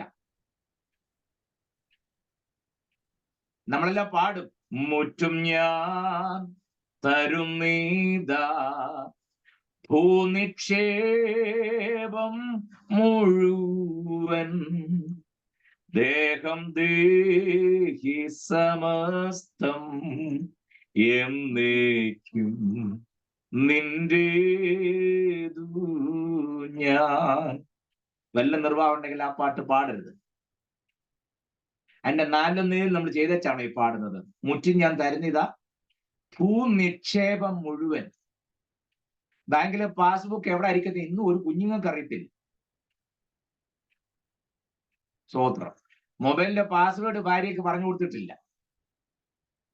ബാങ്കിൽ അക്കൗണ്ട് എത്ര ഉണ്ടെന്ന് ഭാര്യയ്ക്കും അറിയത്തില്ല, അപ്പനും അറിയത്തില്ല, അമ്മയ്ക്കും അറിയത്തില്ല. നമ്മൾ കൈയെല്ലാം ഇങ്ങനെ വീശി അങ്ങ് പാടുക, മുറ്റും ഞാൻ തരുന്നിത ഭൂനിക്ഷേപം. ഏത് നിക്ഷേപം മുഴുവൻ? അടുത്ത ലൈന, സർവവും എനിക്ക് എന്തോന്നു? സർവം എനിക്ക് എന്താ? എച്ചിലാണെന്നോ? എവിടെ? എന്തോന്ന് എച്ചില്? അതാ ഞാൻ പറഞ്ഞു മിണ്ടണ്ടെന്ന് പറഞ്ഞു. കീബോർഡിന്റെ ട്യൂൺ കേൾക്കുമ്പോ അറിയാതെ കൈയൊക്കെ അങ്ങ് കാറിന്റെ വൈപ്പർ പോലെ പോകുന്നുണ്ടായിരിക്കും. കുഴപ്പമൊന്നുമില്ല. സ്വോത്രം. ഞാനതാ മുമ്പും പറഞ്ഞത്, നമ്മള് ഈ നുണ പറയല്ല, നുണ പാടുകയുള്ളൂ എന്ന് പറയാൻ കാര്യം. നല്ല പാട്ടൊക്കെയാ. യാഗം കഴിക്കുമ്പോൾ ഉടമസ്ഥാവകാശം കൈമാറ്റം ചെയ്യുക. യാഗപീഠത്തിന്റെ കൊമ്പുകളോളം യാഗപശുവിനെ കയറുകൊണ്ട് കെട്ടു. 118 സംഘത്തിൽ എഴുതിയിരിക്കുക. എന്ന് പറഞ്ഞാൽ യാഗവസ്തുവിനെ പുരോഹിതന്റെ കയ്യിൽ കൊടുത്തു കഴിഞ്ഞാൽ പിന്നെ ആ യാഗവസ്തുവിന് തനിക്ക് തൻ്റെതായ യാതൊരു ഇടപാടുമില്ല. ആ പുരോഹിതനാണ് തീരുമാനിക്കുന്നത് ഇതിനെ എന്ത് ചെയ്യണമെന്നുള്ളത്. എന്നതുപോലെ നമ്മെ ദൈവത്തിന് വേണ്ടി യാഗം അർപ്പിച്ചു കഴിഞ്ഞാൽ അതിന്റെ അർത്ഥം നമ്മുടെ ഉടമസ്ഥാവകാശം ദൈവത്തിന് കൈമാറ്റം ചെയ്തു. അബ്രഹാം യാഗം നടത്തി തന്റെ അവകാശം കൈമാറ്റം ചെയ്തതുകൊണ്ടാണ് ദൈവത്തിന് ഇനി മുതൽ അബ്രഹാമിന്റെ ദൈവം എന്ന് പറയാൻ താല്പര്യം. ഇസഹാക്കും അങ്ങനെ തന്നെ ഉടമസ്ഥാവകാശം കൈമാറ്റം ചെയ്തുകൊണ്ടാണ് അബ്രഹാമിന്റെയും ഇസഹാക്കിന്റെ ദൈവം. വല്ലതും മനസ്സിലാകുന്നുണ്ടോ? സ്തോത്രം. സോളി സിസ്റ്റർ തന്റെ ജീവിതവും തന്റെ ഉടമസ്ഥാവകാശം ദൈവത്തിന് കൈമാറ്റം ചെയ്തിട്ടുണ്ടെങ്കിൽ ദൈവത്തിന് താല്പര്യം സോളിയുടെ ദൈവം എന്നറിയപ്പെടാനായിട്ടാണ്. മനസ്സിലാകുന്നുണ്ടോ?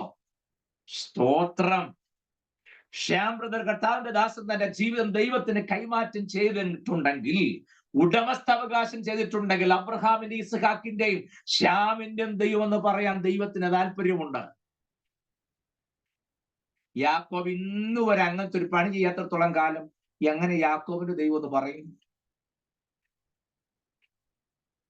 Praise the Lord. ഞാൻ ചോദിക്കട്ടെ, നമ്മുടെ പേരിൽ അറിയപ്പെടാൻ ദൈവത്തിന് താല്പര്യം? ആലോചിച്ച് നോക്കിയേ. Praise the Lord. യുപിയിൽ കർത്താവിന്റെ ദാസൻ ജോസ് പ്രകാശിന്റെ പേരിൽ അറിയപ്പെടാൻ ദൈവത്തിനൊരു താല്പര്യം. എനിക്ക് പൂർണ്ണ സാന്ദ്ര ആൾക്കാരുടെ പേരൊക്കെയാണ് ഈ പറഞ്ഞ, മറ്റുള്ളവരും തോന്നരുത്. ഞാൻ പറഞ്ഞ മനസ്സിലാകുന്നുണ്ടോ? അതിന് ചെയ്യേണ്ട കാര്യം നമ്മുടെ ഉടമസ്ഥ അവകാശം കൈമാറ്റം ചെയ്തിട്ട് നമ്മൾ ഫ്രീ ആകണം. എങ്കിൽ മാത്രമേ ദൈവത്തിന് അങ്ങനെ അറിയപ്പെടാനായിട്ടും അങ്ങനെ കേൾക്കുന്നതിന് സന്തോഷമുള്ളൂ. അബ്രഹാമിന്റെ ദൈവം, ഇസ്ഹാക്കിന്റെ ദൈവം എന്ന് പറയുമ്പോൾ ദൈവത്തിന് സന്തോഷം.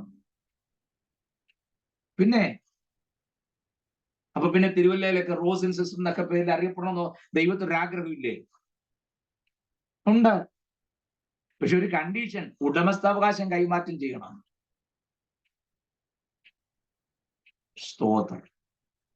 യാക്കോബ് ഇപ്പൊ പറഞ്ഞു കേട്ടോ, അങ്ങനത്തെ ഒരു പരിപാടിയേ ചെയ്തിട്ടില്ല. എന്നിട്ട് ഇപ്പോൾ ആ യാഗം നടത്തുന്നതിന് പകരം പുള്ളി ഒരു നേർച്ച നേർന്നു. ഞാൻ കഴിഞ്ഞ ക്ലാസ്സിലും പറഞ്ഞു, ദൈവത്തിന് നമ്മൾ ഈ ആവശ്യമില്ലാത്ത എന്താ പറയാ വക്രതയ്ക്ക് നമ്മൾ പോകരുത്. യാക്കോബ് പറയാണ്, ഞാൻ ആലോചിക്കുക, ഈ 13 വാക്യം കേട്ടിട്ടാണോ യാക്കോബ് ഈ കാര്യങ്ങളൊക്കെ ലാസ്റ്റ് ഈ പറയുന്നത്? ഇങ്ങനെയൊക്കെയാണെങ്കിൽ നീ എന്റെ ദൈവമായിരിക്കും. മേളത്തെ വാക്യം എന്താ? 13 വാക്യം ഒന്നുകൂടെ വായിക്കണം. അതിന്മീതെ യഹോവ നിന്ന് അരുളി ചെയ്തത്, ഞാൻ നിന്റെ പിതാവായ അബ്രഹാമിന്റെ ദൈവവും ഇസ്ഹാക്കിന്റെ ദൈവമായ യഹോവയാവുന്നു.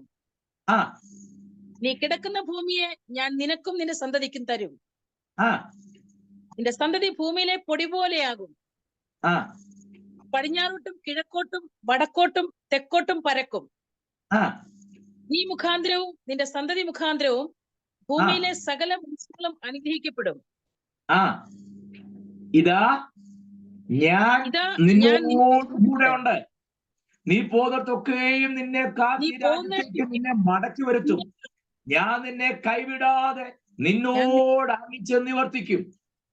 ഇത്രയും വാഗ്ദത്തം കേട്ട യാക്കോബ് കല്ലെടുത്ത് നേരെ നിർത്തി അതിൽ എണ്ണ ഒഴിച്ച് പുള്ളിയുടെ ക്ലോസ് അങ്ങോട്ട്. എന്താണ് 20 മുതൽ? യാക്കോബ് ഒരു നേർച്ച നേർന്നു. എന്തൊന്നാണ്? ദൈവം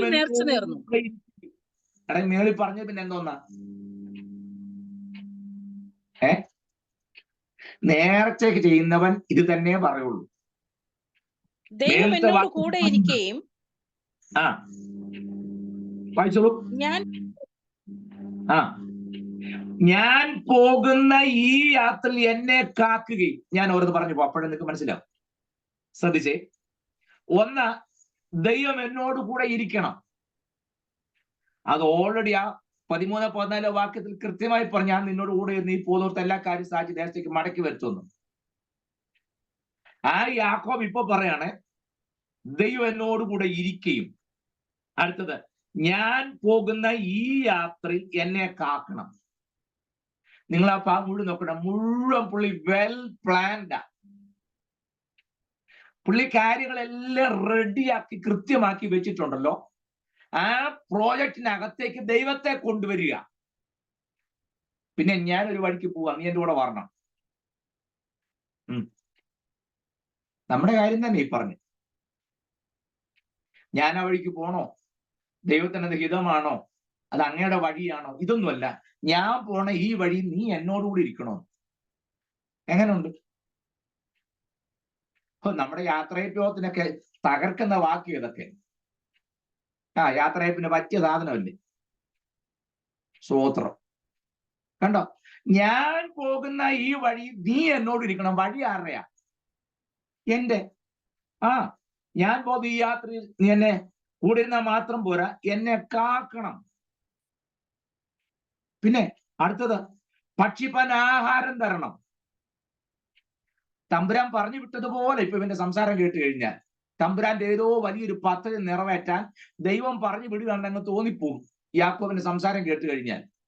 ഞാൻ പോകുന്ന ഈ വഴിക്ക് നീ എന്നോട് കൂടെ ഇരിക്കണം, നീ എന്നെ സൂക്ഷിക്കണം, കഴിക്കാനായിട്ട് ആഹാരം തരണം, ധരിപ്പാൻ വസ്ത്രവും എനിക്ക് തരികയും, എന്നിട്ട് എന്നെ എൻ്റെ അപ്പന്റെ വീട്ടിലേക്ക് സൗഖ്യത്തോടെ മടക്കി വരുത്തുകയും ചെയ്യുമെങ്കിൽ യഹോവ എനിക്ക് ദൈവമായിരിക്കും. അല്ലെങ്കിൽ അല്ല. സ്വർഗം ഇപ്പൊ അങ്ങ് ഞെട്ടി തരിച്ചിരിക്കുക ഇവന്റെ തീരുമാനം കേട്ടല്ലേ. ചിലരുടെ ചിന്ത അങ്ങനെ, നമ്മുടെ തീരുമാനം കേട്ട് സ്വർഗം അങ്ങ് വിറച്ച് തമ്പുരാൻ സ്വർഗത്തിൽ നിന്ന് ഇറങ്ങി ഓടാൻ റെഡിയായി നിൽക്കുക നമ്മുടെ ചിന്ത. കണ്ടോ? യാക്കോബ് പറയും, ഇങ്ങനാണെങ്കിൽ ഞാൻ നിന്നെ എന്റെ ദൈവമാക്കും, അല്ലെങ്കിൽ ഒരു കാരണവശാലും അല്ല. കാരണം ഞാൻ പോണ വഴിയിൽ ഈ യാത്രയിൽ കൂടെ ഇരിക്കണം, നീ എന്നെ കാക്കണം, എനിക്ക് ധരിപ്പാൻ വസ്ത്രം തരണം, കഴിക്കാൻ ആഹാരം തരണം, എന്റെ അപ്പൻ്റെ വീട്ടിലേക്ക് എന്നെ മടക്കി വരുത്തുകയും ചെയ്താൽ യഹോവ എനിക്ക് ദൈവമായിരിക്കും. എന്നിട്ട് ഇപ്പോൾ ഒരു ക്ലോസും കൂടെ വെക്കുന്നുണ്ട്, ഞാൻ തൂണായി നിർത്തിയ ഈ കല്ല് ദൈവത്തിന്റെ ആലയമാകും. പിന്നെ മുമ്പ് നീ പറഞ്ഞത് എന്താ? ഇത് സ്വർഗത്തിന്റെ വാതിലാണ്, ഇത് യഹോവയുടെ ആലയമല്ലാതെ മറ്റൊന്നല്ല. ഇത് പറഞ്ഞത് ആരാ? യാക്കോബ. നമ്മളും അങ്ങനെയാണോ? ആത്മാവിൽ നിറങ്ങുമ്പോ എന്തെല്ലാം വിളിച്ചു പറയും. അതുമല്ല ഹോളിൽ നിറങ്ങുമ്പോ പിന്നുണ്ടോ അല്ലേ? സ്തോത്രം. യാക്കോബിന്റെ ജീവിതം നമ്മൾ എല്ലാം കൊണ്ടും പറ്റിയതാ. ഞാൻ തൂണായി നിർത്തി ഈ കല്ല് ദൈവത്തിന്റെ ആലയവുമാകും, നീ എനിക്ക് തരുന്ന സകലത്തിൽ ഞാൻ നിനക്ക് ദശാംശം തരുമെന്ന് പറഞ്ഞു. എനിക്ക് ആ വാക്യം വായിക്കുമ്പോഴെല്ലാം ചിരി വരും. ആര് തരുന്നതിൽ? നീ എനിക്ക് തരുന്നതിൽ സകലത്തിലും ഞാൻ നിനക്ക് ദശാംശം തരും. അല്ലേ? സോളി സിസ്റ്ററൊക്കെ കുവൈറ്റിലേക്ക് പോകാൻ വേണ്ടി തലേദിവസം രാത്രി യോഗം നടത്തുമ്പോൾ കർത്താവ് ദാസ് സംസാരിക്കുന്ന വചനമാണിത്. നീ എനിക്ക് തരുന്ന സകലത്തിൽ ഞാൻ ദശാംശം കൊടുക്കും. സ്വാതന്ത്ര്യം പറഞ്ഞാണ്, ദശാംശം ഒന്നും മുടക്കിയേക്കരുത്. അല്ലെ? എനിക്ക് മനസ്സിലാകാത്തൊരു കാര്യം, ഞാൻ ശ്യാംബറിനോട് 10,000 രൂപ ചോദിച്ചു. ശ്യാംബർ ചോദിക്കുക 10,000 രൂപ ചുമ്മാതല്ലോ, ഞാൻ 1000 കൊണ്ട് തരത്തില്ലേ? 10,000 തന്നാൽ 1000 ഞാൻ അങ്ങോട്ട് തരും. പിന്നെ തരുന്നതിന് എന്നാ?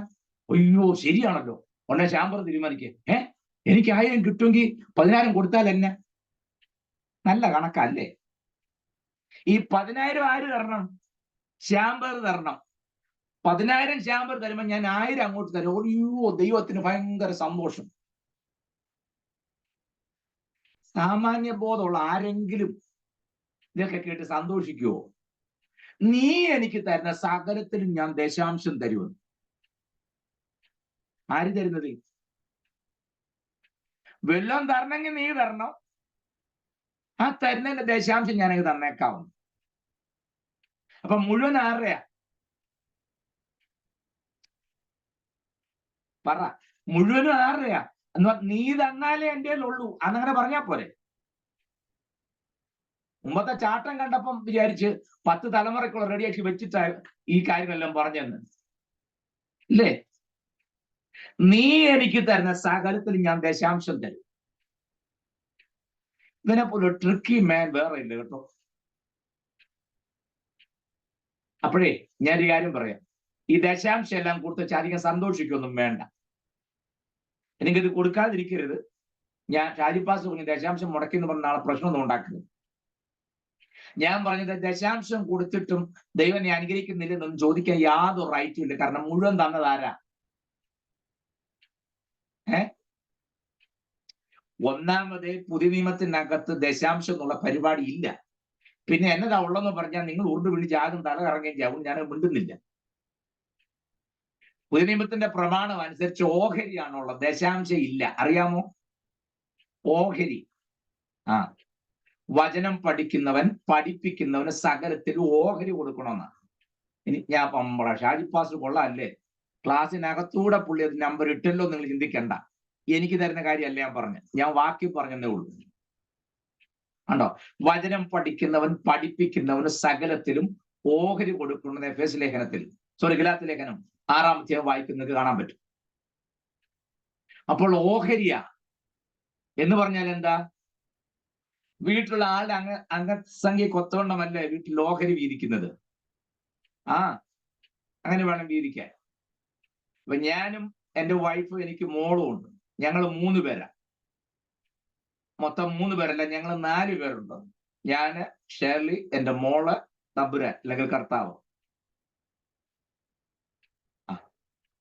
നമുക്ക് പിന്നെ അങ്ങനെ ഒരാൾ വീട്ടിലുള്ളതായിട്ട് അറിയത്തില്ലല്ലോ അല്ലേ, ബോർഡല്ലേ ഉള്ളൂ. സ്തോത്രം. അപ്പൊ എന്തെങ്കിലും വീതിക്കുമ്പോഴേ 4 പേർക്ക് ഒരുപോലെ വീതിക്കണം. 100 രൂപ കിട്ടിയെങ്കിൽ ഞാൻ അത് വീതിക്കേണ്ടത് 4 പേർക്ക് ഒരുപോലെ.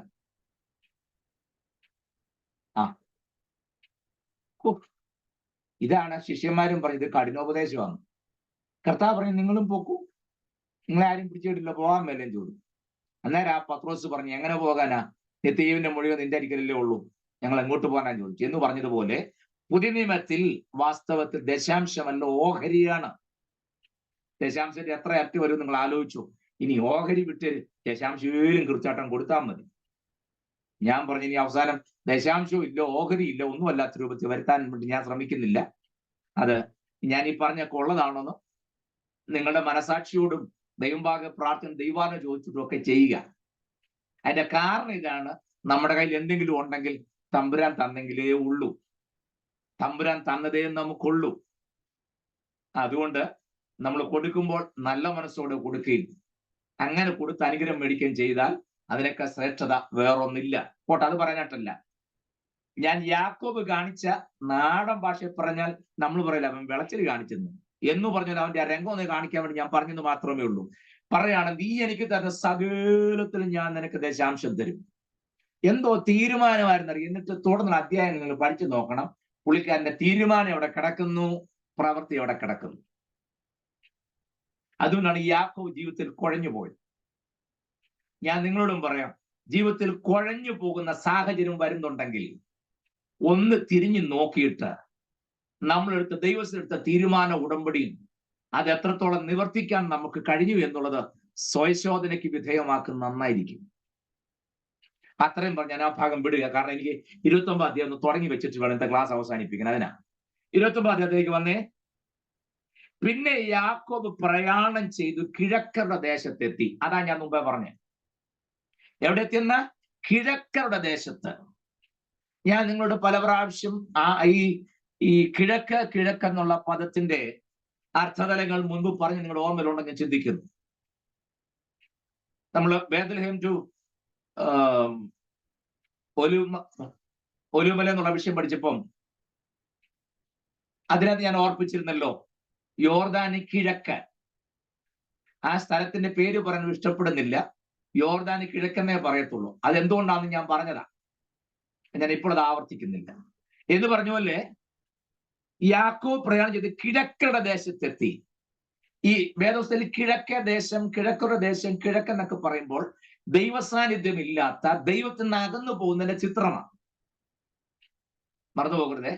കൈൻ കിഴക്കോട്ട് യാത്ര ചെയ്തു. കണ്ടോ, തന്റെ സഹോദരനെ കൊന്നിട്ട് ഇവിടെ നേരെ കിഴക്കോട്ട് യാത്ര. അവിടെ അവൻ തമ്പുരാൻ പിടിക്കുക എന്നുള്ള ചിന്ത. ഉൽപ്പത്തി ദിവസം നമ്മൾ കാണുന്നില്ലേ? 11-ാം അധ്യായത്തിലേക്ക് വരുമ്പോൾ നമ്മൾ കാണുന്നില്ലേ, കിഴക്കരുടെ ദേശത്തു നിന്നും ബാബേൽ ഗോപുരം പണിത രംഗം. അപ്പോൾ ഈ കിഴക്കരുടെ ദേശം എന്നൊക്കെ പറയുമ്പോൾ ദൈവ സാന്നിധ്യമില്ലാത്ത, ദൈവ ശബ്ദമില്ലാത്ത ഒരിടം എന്നുള്ള അർത്ഥത്തിലാണ് വേദസ്ഥലം ഉപയോഗിക്കുന്നത്. നിങ്ങൾ ആ ഭാഗം മറക്കരുത്. കണ്ടോ, സൂര്യൻ അസ്തമിച്ചു, ദൈവത്തിന്റെ പ്രകാശത്തിൽ നടന്ന വ്യക്തി, നടക്കേണ്ടുന്ന വ്യക്തി, ആ വെളിച്ചം വിട്ടു പോകുമ്പോൾ പിന്നെ ദൈവസാന്നിധ്യം ഇല്ലാത്തിടത്തേക്കോ ഓട്ടോമാറ്റിക്കലി ഒരു ഓളം വരുള്ളൂ.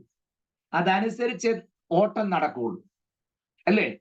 യാക്കോബ് നേരെ കിഴക്കൻ ദേശത്തേക്ക് എത്തി. അവൻ വെളിപ്രദേശത്ത് ഒരു കിണറ് കണ്ടു, അതിനരികെ 3 ആട്ടിൻകൂട്ടം കിടക്കും. നല്ല രസമുള്ള ഒരു ഭാഗമാണത്, അങ്ങ് വായിച്ചുവിടാം. ആ കിണറ്റിൽ നിന്നായിരുന്നു ആട്ടിൻകൂട്ടങ്ങൾക്ക് വെള്ളം കൊടുക്കുന്നത്. ഇവിടെ നമുക്ക് ചിന്തിക്കണമെന്നൊരു കാര്യമുണ്ട്, അതുകൊണ്ടാണ് ഞാൻ വായിക്കുന്നത്. എന്നാൽ കിണറ്റിന്റെ വായ്ക്കുള്ള കല്ല് വലുതായിരുന്നു. ആ സ്ഥലത്തെ കൂട്ടങ്ങളൊക്കെ കൂടുകയും അവർ കിണറ്റിന്റെ വായ്ക്ക് നിന്ന് കല്ല് ഉരുട്ടി ആടുകൾക്ക് വെള്ളം കൊടുക്കുകയും കല്ല് കിണറ്റിന്റെ വായ്ക്കൽ അതിന്റെ സ്ഥലത്ത് തന്നെ തിരികെ വെക്കുകയും ചെയ്യും. യാക്കോബ് ഇപ്പൊ കിഴക്കൂട്ടി യാത്ര ചെയ്തു. 3 ആട്ടിൻകൂട്ടം. അവിടെ ഒരു കിണറിന്റെ വാതുക്കൾ ഒരു വലിയ കല്ലുരുട്ടി വെച്ചേക്കുക. ആടിന് വെള്ളം കൊടുക്കുന്ന സമയമാകുമ്പോൾ കല്ലെടുത്ത് മാറ്റും, വെള്ളം ആടിന് കൊടുക്കും, അല്ലേ? 3-ാമത്തെ വാക്യം അങ്ങനെയല്ല. ആ സ്ഥലത്തെ കൂട്ടങ്ങളൊക്കെ കൂടുകയും അവർ കിണറ്റിന്റെ വായ്ക്കുന്ന കല്ല് ഉരുട്ടി ആടുകൾക്ക് വെള്ളം കൊടുക്കുകയും കല്ല് കിണറ്റിന്റെ വായ്ക്കൽ അതിന്റെ സ്ഥലത്ത് തന്നെ തിരികെ വെക്കുകയും ചെയ്യും. നിങ്ങൾ ചിന്തിക്കുക, ഇതൊക്കെ വായിച്ചിട്ട് എന്തോ മനസ്സിലാകാനാണ്? ഒരു കാര്യം പറയാനാ, മുമ്പ് ഇങ്ങനെ അല്ലായിരുന്നല്ലോ. സ്ഥലമൊന്നും വിട്ടുപോകരുത്. യാക്കോബിന്റെ അപ്പന് ഇങ്ങനെ തന്നെയല്ലേ വന്നേ? അപ്പം വന്നില്ലെങ്കിലും അപ്പന് വേണ്ടി പെണ്ണ് കാണാൻ എലയാസറും വന്നത് ഇങ്ങനെ തന്നെയല്ലേ? അന്ന് കിണറിന്റെ വായ്ക്ക് കല്ലില്ലായിരുന്നല്ലോ.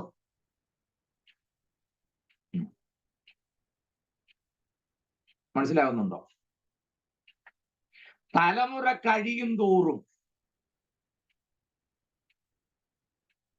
കാലങ്ങൾ മുന്നോട്ട് പോകും തോറും റിസോഴ്സസ് ഒക്കെ അടച്ചു വെക്കാനുള്ള കല്ല് എവിടുന്നൊക്കെയോ വന്ന് കേറിയിട്ടുണ്ട്. നിങ്ങൾ എത്ര പേർക്ക് ഞാൻ ഈ പറഞ്ഞ് മനസ്സിലാവുന്നു എനിക്ക് അറിഞ്ഞുകൂടാ. കണ്ടോ,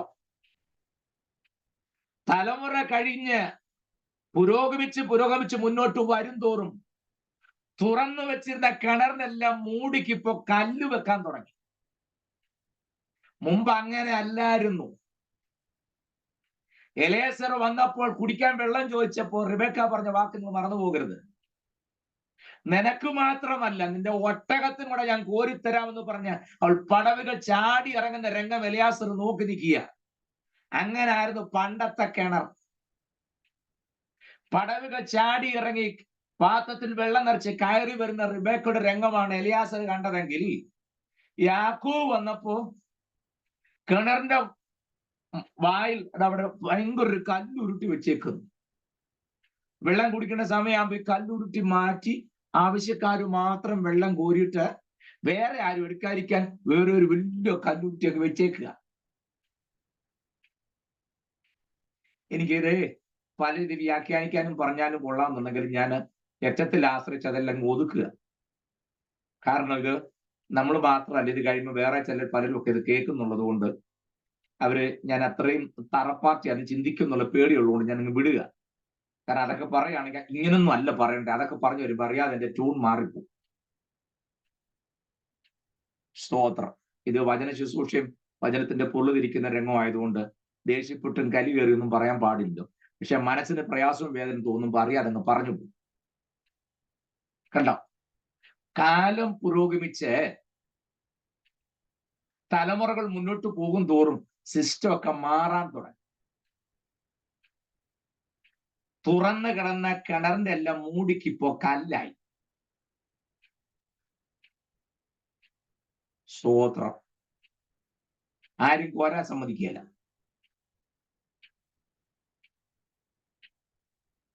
സ്തോത്രം. ഈ യോഹന്നാൻ 4-ാം അധ്യായത്തിലെ ശമരി സ്ത്രീയുള്ള സംസാരത്തിൽ അവള് പറഞ്ഞൊരു വാക്കുണ്ട്, ഞങ്ങളുടെ അപ്പന യാക്കോബിന്റെ കിണറാന്ന് പറഞ്ഞ ഒരു വാക്ക് നിങ്ങൾ ഓർക്കുന്നുണ്ടോ? സ്തോത്രം. പോട്ടെ, പിന്നെ നിങ്ങൾ ചിന്തിക്കുകയും തമ്മിൽ കാണിച്ചൊക്കെ ചെയ്തു. ഞാൻ ഈ ഭാഗം വിസ്തരിക്കാം, ഇപ്പൊ അതിനുള്ള സമയമല്ലേ ഉള്ളൂ. 4-ാമത്തെ വാക്യം 29:4 വായിക്കാമോ? യാക്കോബ് അവരോട്, സഹോദരന്മാരെ, നിങ്ങൾ എവിടുത്തുകാർ എന്ന് ചോദിച്ചതിന് ഞങ്ങൾ അരണ്യർ എന്നവർ പറഞ്ഞു. അവൻ അവരോട്, നിങ്ങൾ നാഹോറിന്റെ മകനായ ലാബാനെ അറിയുമോ എന്ന് ചോദിച്ചതിന് അറിയും എന്ന് അവർ പറഞ്ഞു. അവൻ അവരോട്, സുഖമായിരിക്കുന്നുവോ എന്ന് ചോദിച്ചു. സുഖം തന്നെ. അവന്റെ മകൾ റാഹേൽ അതാ ആടുകളോട് കൂടെ വരുന്നു എന്ന് അവർ അവനോട് പറഞ്ഞു. പകൽ ഇനിയും വളരെയുണ്ടല്ലോ, കൂട്ടം ഒന്നിച്ചു കൂട്ടമായിട്ടില്ല. ആടുകൾക്ക് വെള്ളം കൊടുത്തു കൊണ്ടുപോയി തീറ്റുവിൻ എന്ന് പറഞ്ഞതിന് മതി. ഈ രംഗത്താണ് ഇപ്പൊ യാക്കോബ് നിൽക്കുന്ന. കിണറിന്റെ അവിടെ ആൾക്കാരൊക്കെ നിൽക്കുമ്പോ യാക്കോബ് നോട്ട് ചോദിക്കുകയാണ്, നിങ്ങൾ എവിടുത്തുകാരാ? ഞങ്ങള് ഹാരാന്യർ. ഓ അത് ശരി. ഹാരാന്റെ പ്രത്യേകത അറിയാമല്ലോ, കനാന്റെ ദർശനമില്ലാത്ത, നെത്തൂർ ദർശനമില്ലാതെ നിൽക്കുന്ന ഒരു കൂട്ടം ആളുകളാണ്. ഓക്കെ, അത് നല്ലൊരു വിഷയം. അവൻ അവരോട്, നിങ്ങൾ നാഹോറിന്റെ മകനായ ലാബാനെ അറിയുമെന്ന് ചോദിച്ചതിന് അറിയുമെന്ന് അവർ പറഞ്ഞു. അമ്മാച്ചന്റെ കാര്യം തിരക്കണം. ലാബാനെ അറിയുമെന്ന് ചോദിച്ചു. അവൻ അവരോട്, അവൻ സുഖമായിരിക്കുന്നു എന്ന് ചോദിച്ചു. സുഖം തന്നെ. അമ്മാച്ചന്റെ കാര്യം ക്ഷേമാന്വേഷിക്കുകയാണേ. അവന്റെ മകൾ റാഹേൽ അത് ആടുകളോട് വരുന്നു എന്ന് അവർ അവനോട് പറഞ്ഞു. അവര് പറയാണ്, നീ ചോദിച്ച ലാബാന്റെ അമ്മാച്ചന്റെ കാര്യം ചോദിച്ചല്ലോ, അവന്റെ മകള് റാഹേല് ആടുകളുമായിട്ട് വരുന്നു. ഉടനെ ഇവൻ പറഞ്ഞ മറുപടി കേട്ടോ, 7-ാമത്തെ വാക്യം, പകൽ ഇനിയും വളരെ ഉണ്ടല്ലോ, കൂട്ടം ഒന്നിച്ചു കൂടി നേരമായിട്ടില്ല. ആടുകൾക്ക് വെള്ളം കൊടുത്തുകൊണ്ടുപോയി തീറ്റുവിൻ എന്ന് അവൻ പറഞ്ഞതിന്. അമ്മാച്ചന്റെ മോൾ ആടിനെയും കൊണ്ട് വരുന്നെന്ന് പറഞ്ഞപ്പോ ഉണ്ടല്ലോ, ഇവൻ അവരോട് പറയാണ്, സന്ധ്യ ആയിട്ടില്ല, നിങ്ങൾ ആടിനെയും കൊണ്ട് പോകും, വെള്ളം കൊടുത്തിച്ച് വേഗം ആടിനെയും കൊണ്ട് പോകാൻ. അതെന്തിനാ അങ്ങനെ പറഞ്ഞേ? റാഹേല് വരുന്നുണ്ടേ, മനസ്സിലായോ? റാഹേല് വരുമ്പോ ഇവൻ ഒറ്റയ്ക്ക് സംസാരിക്കണം. അതിന് അവിടെ നിൽക്കുന്നവരോട് ഇവൻ അങ്ങോട്ട് പറയാം, സന്ധ്യ ആയില്ലല്ലോ, പകൽ ഇനിയും ഉണ്ടല്ലോ, ആടിനെ വെള്ളം കുടിച്ച് വേഗം കൊണ്ട് വീണ്ടും തീറ്റിയേക്കോളാൻ പറഞ്ഞ. അവര് പറഞ്ഞ മറുപടി, ഇവനെ വിറ്റ കാശ് അവരുടെ ഉണ്ട്. അവര് പറഞ്ഞ മറുപടി ഉണ്ടോ? പകൽ ഇനിയും വളരെ ഉണ്ടല്ലോ, കൂട്ടം ഒന്നിച്ചു നേരമായിട്ടില്ല, ആടുകൾക്ക് വെള്ളം കൊണ്ടുപോയി തീറ്റുവെന്ന് അവർ പറഞ്ഞതിന് അവർ, കൂട്ടങ്ങളൊക്കെയും കൂടുവോളം ഞങ്ങൾക്ക് വഹിയ, അവർ കിണറ്റിന്റെ വായ്ക്കുന്ന കല്ലുരുട്ടും, പിന്നെ ഞങ്ങൾ ആടുകൾക്ക് വെള്ളം കൊടുക്കുമെന്ന് പറഞ്ഞു. നോക്കണേ, ഇതെല്ലാം ഈ ആത്മലോകത്തിലെ വെളച്ചിൽ കാണിക്കുന്ന മുഴുവൻ ആൾക്കാരുടെയും ചിത്രമായി. എന്താ സംഭവിച്ചെന്നറിയാമോ? ഇവര് പറയാണ്, ഓ കൂട്ടമെല്ലാം കൂടുതലും പേരെ നോക്കിയില്ല, ഞങ്ങൾക്ക് പറ്റുകയില്ല. ഇപ്പൊ റാഹേല് കൂട്ടരുമായിട്ട് വരുമല്ലോ, ആ സമയത്ത് അവൾ ഈ കല്ല് എങ്ങനെ ഉരുട്ടി മാറ്റും. ആ തക്കം നോക്കി ഞങ്ങൾ ആടിന് വെള്ളം കൊടുക്കുന്നു. എങ്ങനെയുണ്ട്? സ്തോത്രം. അധ്വാനിക്കാൻ മടിയ, കഷ്ടപ്പെടാൻ മടിയ, ആടിനെ കല്ല് മാറ്റി വെള്ളം കൊടുക്കുന്ന കാര്യം പറഞ്ഞപ്പോഴാണ് ഞങ്ങൾക്ക് മേലെ എല്ലാം കൂടെ കൂടുതൽ ബന്ധിക്കാൻ. അവരുടെ ആടിന് വെള്ളം കൊടുക്കാണ്ട് എന്തായാലും കല്ലുരുട്ടി മാറ്റുമല്ലോ. ആ കൂട്ടത്തിൽ എന്ത് ചെയ്യും? ഞങ്ങൾ കൈ നനയാതെ മീൻ പിടിക്കുന്ന ഒരു സിസ്റ്റത്തിലാണ് ഇരിക്കുന്നത്. അവരുരുട്ടി മാറ്റും, ഞങ്ങൾ വെള്ളവും കൊടുക്കും. എങ്ങനെയുണ്ട്? ഇന്നും അങ്ങനെ തന്നെയാണ്. സ്തോത്രം. നമ്മൾ പറഞ്ഞു തന്നെ തെങ്ങ് നനയുമ്പോൾ ചീരയും കൂടെ നനഞ്ഞോട്ടെ, അതാണ് നമ്മുടെ പോളിസി. കണ്ടോ? അധ്വാനിക്കാനും കഷ്ടപ്പെടാനും പ്രയത്നിക്കാനും ഒന്നും വയ്യാത്ത ഒരു തലമുറ. നിങ്ങൾ സീരിയസ് ആയിട്ട് ചിന്തിക്കണേ.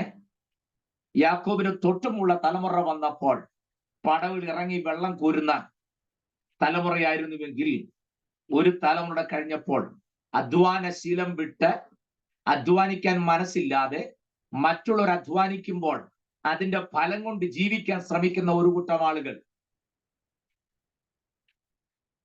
ഞാൻ പലപ്പോഴും ഓർക്കുവേ, ഈ വലിയ വലിയ കൺവെൻഷനൊക്കെ നടക്കുമ്പോൾ മറ്റ് പല സ്ഥലങ്ങളിലെയും വേല സ്ഥലങ്ങളെ കുറിച്ചും അതിന്റെ അവിടുത്തെ ആത്മാക്കളുടെയും ദേവദാസന്മാരുടെ കഷ്ടപ്പാടിനെ കുറിച്ചൊക്കെ പറയുന്നുണ്ടല്ലോ.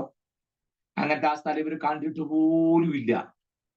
അവർ ഓഫീസിൽ ഇരുന്നുകൊണ്ട് റിപ്പോർട്ട് നോക്കുന്നത് അല്ലാതെ അവിടെ അങ്ങനെ ഒരു സഭയുണ്ടെന്നോ ആ സഭയുടെ ശുശ്രൂഷ കാര്യങ്ങളിലോ അവിടെ കൂടുതൽ ജനങ്ങളുടെ സ്ഥിതിയെ കുറിച്ചോ അവിടെ ഹോളുണ്ടോ, അവിടെ ചോരാതിരിക്കുന്ന മഴ നനയാതിരിക്കുന്ന പുല്ലുമേഞ്ഞ നല്ലൊരു ഷെഡുണ്ടോ, ഇതൊന്നും ഹെഡ് ഓഫീസ് ഇരിക്കുന്ന ആളിന് അറിയണ്ട.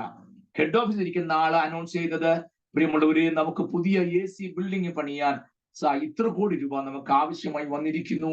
ദൈവമക്കൾ അതിനു വേണ്ടി പ്രാർത്ഥിക്കണം. ഇവിടെ പാവപ്പെട്ട ദൈവദാസൻ ഓടുപോലും ചോദിച്ചില്ല, പുല്ലുമേയാനുള്ള കാശ് ചോദിക്കുമ്പോൾ അതിനില്ല. അന്നേരം ആത്മാവ് നിറഞ്ഞ അവിടെയൊക്കെ വേറെ കൊണ്ട് ഈ പരിശുദ്ധാത്മാവ് ചായഞ്ഞിറങ്ങുക. അങ്ങനെ ഗുണമുണ്ടല്ലോ, സ്വർഗം ചായച്ചിറങ്ങിയെന്ന്. അവിടെ എവിടെ പരിശുദ്ധാത്മാവ് ആ ഡിസ്ട്രിക്റ്റിൽ തന്നെ പോയിട്ട് വർഷം എത്രയായി, പിന്നല്ലേ ചായച്ചിറങ്ങുന്നു.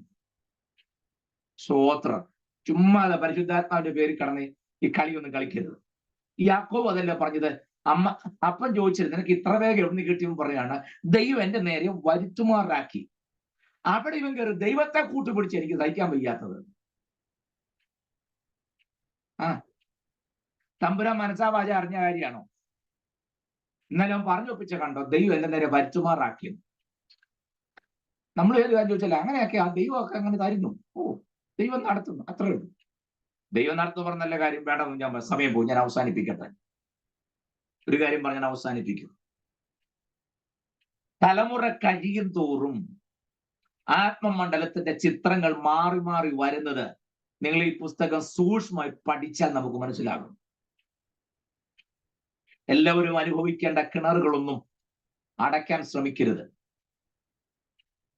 സൗകര്യത്തിന്റെയും സെക്യൂരിറ്റിയുടെ ഒക്കെ പേര് പറഞ്ഞ് ദയവായി കിണറുകൾ അടച്ചിടരുത്. Praise the Lord. കിണറുകൾ എല്ലാവർക്കും ഉള്ളതാണ്. അതിനകത്ത് എല്ലാവരും ദാഹം തീർക്കണം. മൃഗങ്ങൾക്കും മനുഷ്യനും ഒരുപോലെ അവകാശവും റൈറ്റും ഉള്ളതാണ് കിണറുകൾ. അത് പണ്ടാര ഉപദേശിമാര് പറഞ്ഞതുപോലെ ഉൽപ്പത്തി പുസ്തകം ധാരാളം കിണറുകൾ കാണാം. സമയത്തിന്റെ കുറവുകൊണ്ട് ഞാൻ അതിലേക്കൊന്നും ഇറങ്ങുന്നില്ലെന്ന് പറഞ്ഞ പോലെ ഞാൻ ഒരു കിണറ്റിലും ഇറങ്ങുന്നില്ല, ഞാൻ നിർത്താൻ പോകും. ഒരു കാര്യം മാത്രം ഞാൻ പറയാം. തലമുറകൾ കഴിയുന്നു, പുരോഗമനങ്ങൾ വരുന്നു, വിദ്യാഭ്യാസം കൂടുന്നു, സൗകര്യങ്ങളൊക്കെ കൂടുമ്പോൾ ഉറവയടയ്ക്കുന്ന, ഉറവയുടെ മീതെ കല്ലുരുട്ടി വെക്കുന്ന സമ്പ്രദായം നമ്മുടെ ഇടയിൽ ഉണ്ടാകരുത്. അതുണ്ടാക്കുന്ന ഭവിഷ്യത്ത് വളരെ വലുതായിരിക്കും. അങ്ങനെയൊന്നും വരാതെ ദൈവം ആഗ്രഹിക്കുന്ന നിലയിൽ ഒറ്റ കാര്യം ചെയ്താൽ മതി. നമ്മുടെ ഉടമസ്ഥാവകാശം കൈമാറ്റം ചെയ്യാൻ നമ്മൾ മനസ്സ് വെച്ചാൽ, ദയവായി നേർച്ചയല്ല നമ്മൾ ദൈവം പ്രതീക്ഷിക്കുന്നത്, യാഗമാണ് ദൈവം നമ്മൾ പ്രതീക്ഷിക്കുന്നത്. നേർച്ചയ്ക്കകത്തെല്ലാം കണ്ടീഷനുണ്ട്. നീ ഇങ്ങോട്ട് ചെയ്യുകയാണെങ്കിൽ ഞാൻ അങ്ങോട്ട് ചെയ്തേക്കാം, തലവേദന മാറ്റുകയാണെങ്കിൽ ഞാൻ 4 ബണ്ണ് മേടിച്ച് കർത്തമേശയ്ക്ക് കൊടുത്തേക്കാം. സ്തോത്രം. നമ്മുടെ തീരുമാനം അങ്ങനെയൊക്കെയാണല്ലോ. എനിക്ക് എത്ര പേരെ അറിയാം ബണ്ണ് മേടിച്ചു കൊടുത്തത്, കർത്തമേശയ്ക്കുള്ള ബണ്ണ് ഞാൻ മേടിച്ചു കൊടുത്തേക്കാം. 4 ബണ്ണെന്ന് കേൾക്കുമ്പോഴേ സ്വർഗം ഞെട്ടിത്തരിക്കുക. സ്തോത്രം. ചെറിയ കാര്യം വല്ലതാണ് 4 ബണ്ണെന്നൊക്കെ പറഞ്ഞ്. അതൊക്കെയാ നമ്മുടെ നേർച്ച. ഈ ചെറുതാളും വലുതാളും അതിനകത്തെല്ലാം കൊണ്ട് കണ്ടീഷൻ വെക്കും. അതിനകത്ത് ഉടമസ്ഥാവകാശം കൈമാറ്റം ചെയ്യുന്നില്ല. യാഗത്തിലാണ് ഉടമസ്ഥാവകാശം കൈമാറ്റം ചെയ്യുന്നത്. Praise the Lord.